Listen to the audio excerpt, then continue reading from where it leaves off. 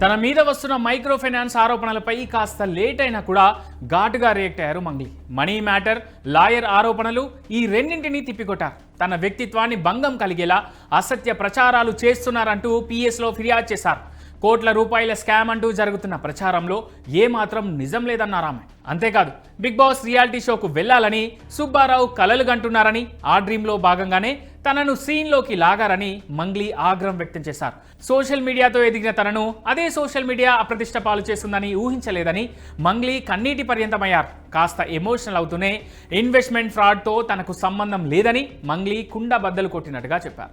నేను పాటే ప్రపంచంగా బతుకుతున్నాను. నాకు పాట తప్ప ఇంకొక వ్యాపారం తెలియదు. నాకు ఎలాంటి వ్యాపారాలు లేవు. పాటతో నాకు ప్రజల నుంచి ఎలాంటి ఆదరణ వస్తుందో తెలుసు కదా. అలాంటప్పుడు నాకు మరో బిజినెస్ చేయాల్సిన అవసరం ఏంటి? సుబ్బారావు అనే న్యాయవాది సెలబ్రిటీగా మారాలని టార్గెట్ పెట్టుకున్నాడు.